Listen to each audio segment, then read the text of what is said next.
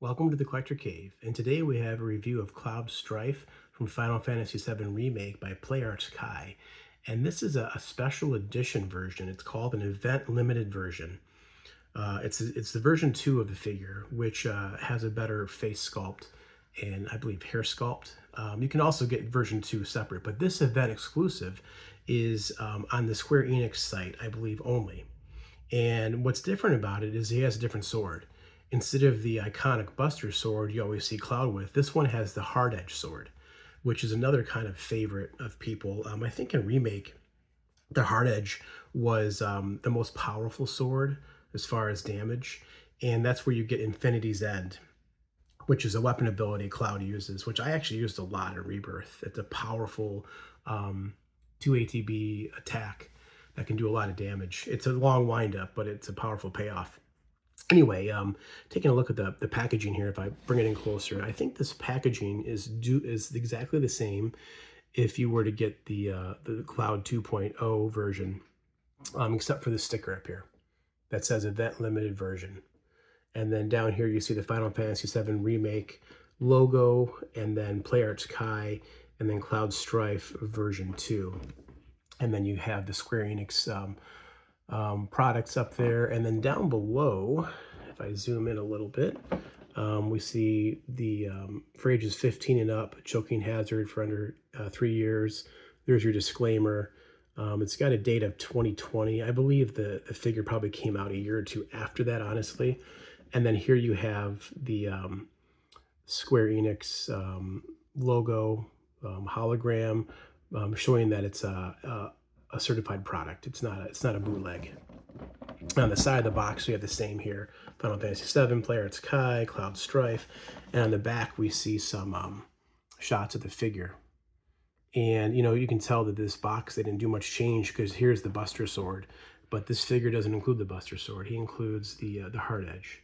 So I think this box art is exactly the same as the normal Cloud version 2, just that he includes that sticker on front, which is different. And at the bottom, there's a bunch of legalese in different languages, info about Square Enix. It does say over 20 points of articulation up here, and then there's the UPC. So if we open up the front, all these PlayArts Kai boxes open up. There's magnets here and here to keep it closed, but here you can see Cloud.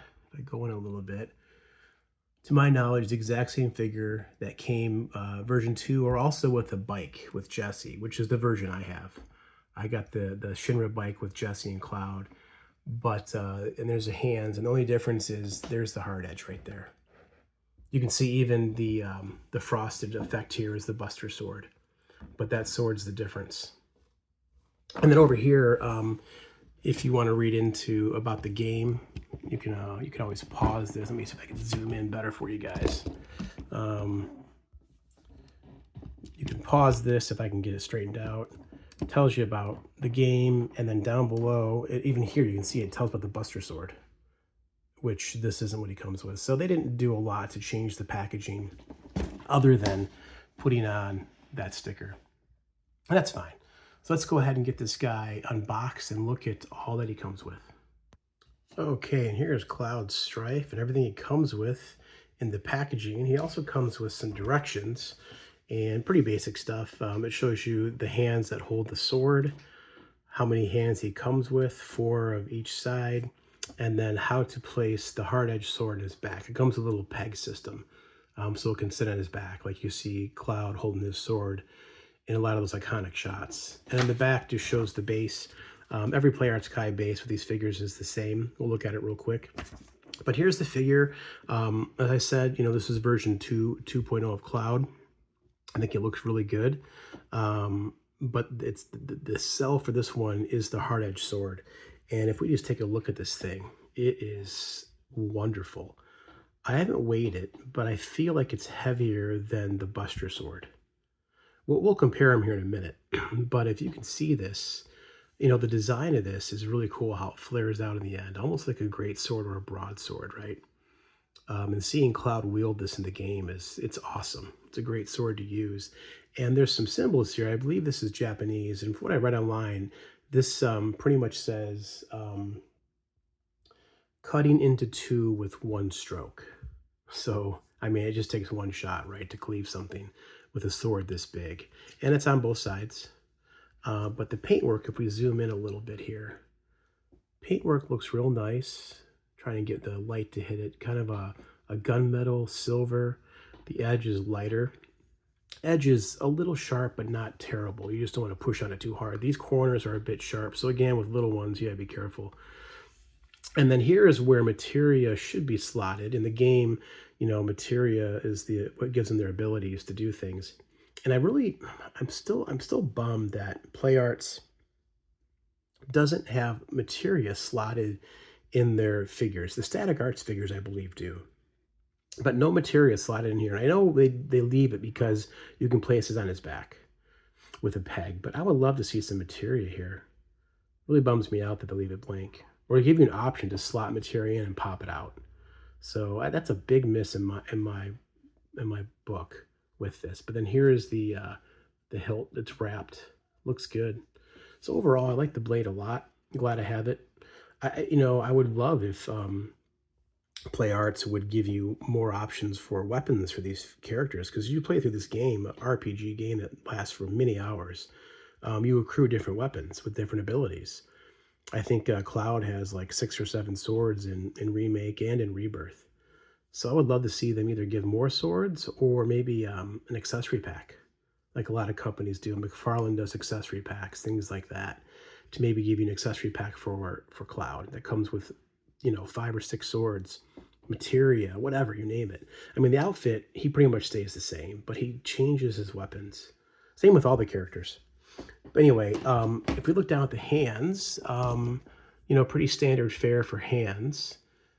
They do give you 2 different hands to hold the sword. One's a tighter grip and one's a looser grip. And then you have some open palm hands. And the paintwork is done real well. His left hand has the metal around the fingers and some on the top of the hand. Looks real good. He does come with 2 fists, so he has a total of 10 hands. Or I'm sorry, 8 hands. And then there's the peg right there that goes into his back if you want to put the sword on his back. And we'll show some shots with that. And then here's 2 clamps, different size clamps. They all come with a small clamp and a big clamp. I think with Cloud, the small clamp will work because his waist is so thin. And then there's the base. And you can plug the flight pole into any of these holes here to counterbalance if you have him doing different poses. And then there's the flight rod right there. And then here is Cloud. If you haven't seen a PlayArts Kai Cloud yet, this is version 2, which I think looks really good. The hair is almost translucent a little bit if you look in the light. But there's his shoulder pauldron, his shoulder pauldron with the bolts. Bolts are painted nice. You see the damage there. Yeah, his sweater, like a Spec Ops sweater, looks really good. There's his belts, I should say. And his gauntlet on his left arm with the wraps. And then his pants. And with the remake, they changed the way the pants look. In the original game, they're like a diamond shape. They stick out at the knees. But with the remake, they made them more baggy towards the bottom. I mean, overall, these are baggy pants, which kind of sometimes makes his legs look a little funky, but the pants are really baggy, so that's what it is. And there's his boots. So we'll go over articulation next and just kind of show you guys. It's basic PlayArts articulation, but still something I want to show. Okay, so the head's on a ball joint. We can easily just pull that off, as you can see there. It just plugs in. And the neck is also a ball joint down in the body, so he has good articulation there between the head and the neck. He can look up, once you get the hair past the collar, he can actually look up pretty good. He can look down really good because that neck goes down, and then he can rock his head to the side, looking up. You can twist it all the way around. So good articulation there. The shoulders go up just about 90. This pad is on some type of like rubber piece there. You can see it's not really a ball joint. It'd be cool if it was a ball joint, but it's just a piece of plastic glued in there. But it gets out of the way for the arms. And then there is shoulder, bicep rotation, and then I guess it's technically a single joint, not a double joint. And it gives you, just over 90. And then the wrists are on a ball hinge joint, which are also ratcheted, which does help somewhat with the sword. The elbows are also ratcheted. And then this side, I'll show you guys articulation here. It's kind of funky how they did this, but in order to get his arm to go straight, you have to twist the arm, and that lets you bring it out straight, like so. But it also helps in holding up the sword, because the sword's so heavy that this arm would drop. So you got to get this peg in here twisted so that you can hold the arm to hold the sword so the arm doesn't fall down. And these are ratcheted, but the weight of that sword, it doesn't matter. That wrist, so you also got to turn the wrist peg too. It's a ball hinge wrist peg, so you turn the wrist peg sideways so his wrist won't drop when holding the sword, and he can hold the sword just fine then. And then the upper torso, it's on a ball joint, and you get some good rotation, crunching forward, not too bad, and then going back a lot better. But you can get them all, you can go into the side, and then the waist is a twist. There's no ball joint at the waist, it just twists. And this belt is rubbery. And then the legs on ratchets, you can hear that, and they go just about 90. There is a thigh rotation here to rotate the thigh, a cut right there, and then double jointed knees. And I'll show you that knee joint. There's what it looks like from there. Not too bad. If you're back further, it doesn't look too bad. It's always tough with knee joints because they always, break the figure up. But if you don't have actual clothes covering the figures, you're going to see these joints. And then butt here is it's a little rubbery. And then the feet are on a ball hinge joint and they're ratcheted. But because they're on a ball hinge joint, they don't really want to do much rocking. There's no rocker. So it's hard. You can't twist the ankle in. You have to turn this ball joint, which I haven't been able to do yet. I think it's possible, but I haven't done it. So you don't get a lot of rocker. And then there is toe articulation, as you can see there. So, for a figure that's, I think, like 10 and a half inches tall, not bad articulation, really. But what we'll do now is we'll go ahead and get some poses struck with this guy. Okay, so it took me a minute, but I was able to strike a pose that's on the back of the box, and I think it turned out pretty good. As you can see here, if I zoom back and just kind of look in here, get down a little bit further, it's like he's coming down over his head with the sword, smashing it into an enemy or onto the ground.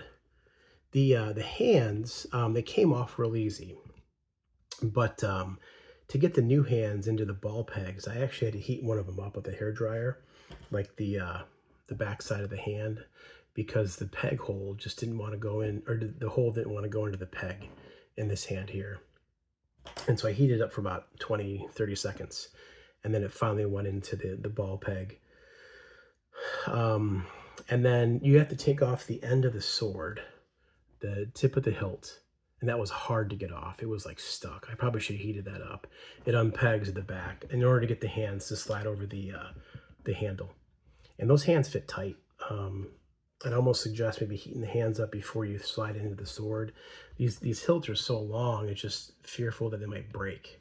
I didn't have any problems, but just be very careful if you're trying to do something like this. But overall, I think that's a really cool pose. Typically, we have Cloud just kind of standing there with the sword on his back, but getting some dynamic poses is pretty neat. Let's try another one. Okay, so these are the other fists that can hold the sword, and the difference with the fist is that this one here is angled, so you can hold the sword at an angle. That's the first pose I did on the angle. These ones that are in there are straight up and down, and I'll tell you what, Cloud and Sephiroth, both these figures, the hands are nearly impossible to put on or slide the weapons into. I was so afraid I was going to break the hilt on this sword. So I highly suggest, if you guys have these figures, to heat up the hands a little bit with either hot water or a blow dryer before you try doing this stuff, because you might possibly break it, because this is all hard plastic. But he can stand on his own. There's no stand being used to hold this sword this way. Looks pretty cool. Sword is so massive. Look at that. It's huge, but really cool. Okay, here's another kind of dynamic pose with Cloud holding the hard edge. Again, no stand needed. And, these ankles don't rock because the way those ball hinge joints are down there, but even so, it still works out. I think it looks really good. It's a really good looking figure. Let's zoom in a little bit further, some more detail in that face. The paint apps look really good in this figure. The face is sculpted nice, very soft sculpt. The hair looks really good, just like Cloud. Modernized for the remake, a little bit different than the original game, but boy, you can hold the sword really good. Like I said, it's all tight, which is, again, be careful with that. But overall, I think he looks really good. Let's go ahead and do some comparisons now. Okay, before some comparisons, I did want to show him on the turntable with the sword on his back. That sword, you can make it touch the ground. It's real close there, but it's just off the ground a little bit. But man, really cool looking figure. I think the sword in the back looks great, although I do like the dynamic poses that you can pull off with this figure. Let's just take a little closer look with him before we do some size comparisons.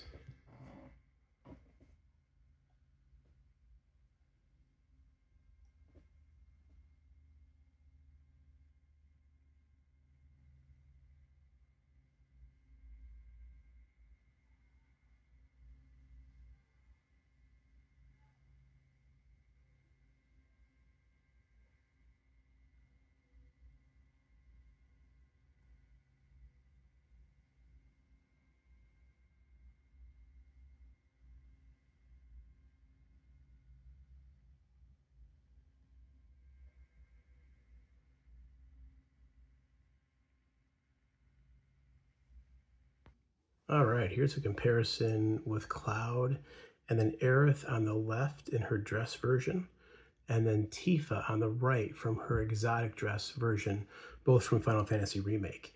And I measured Cloud, and just like the other version 2.0, he is 10.5 inches to the top part of that spiky hair. And then I think, if I remember correctly, this Aerith is about 9 3/4 inches tall, standing up straight, and Tifa kind of the same.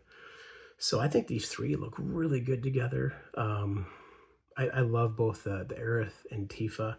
Tifa's got a couple more dress looks you can get, but this is my favorite one, with the kimono and the obi, the sash with the flower. I like that a lot. But man, these look really good together. Check it out. Yeah, I don't have the Cloud dress version. I don't think I'll get that, but yeah, these figures look really good side by side. That sword does look really cool, the hard edge. Let's do a couple more comparisons with Cloud. Okay, and here's Cloud next to Sephiroth from Remake. And Sephiroth was, like, I think 11 inches, maybe a little taller. So he definitely is taller than Cloud, which I think is accurate, should be. But those two, man, side by side, they look really good together. Look at that. Look at Sephiroth. I thought I reviewed Sephiroth. If you want to watch my review on him. Boy. Oh, I never noticed. Looks like there's some materia slotted in on Sephiroth's belt. Look at that. Too yellow. Is that supposed to be the black materia on the right of that yellow?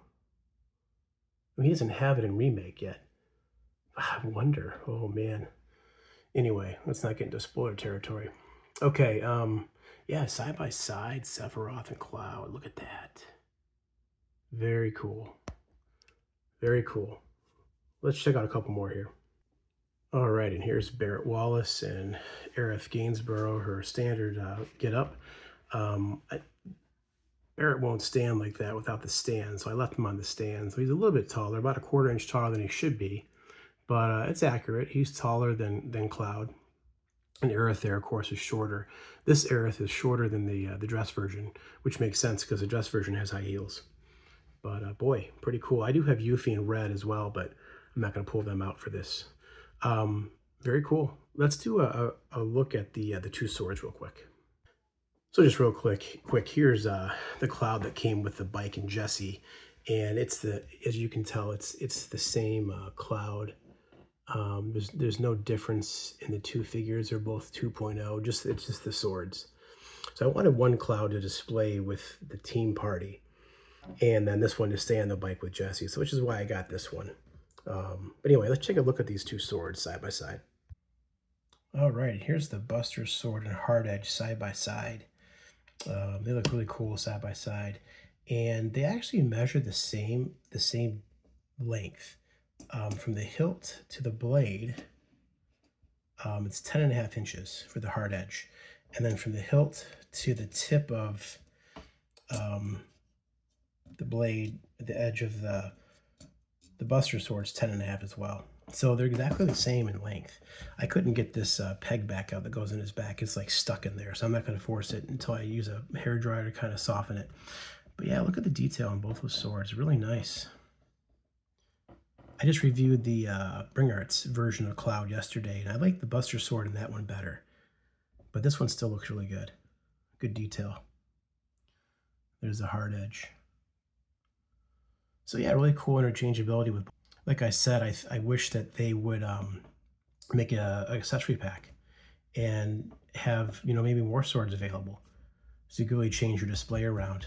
More playability that way. Let's go ahead and wrap this review up. Okay, so at the end of the day, is this figure worth it? I think if you already have a Cloud, no, it's not.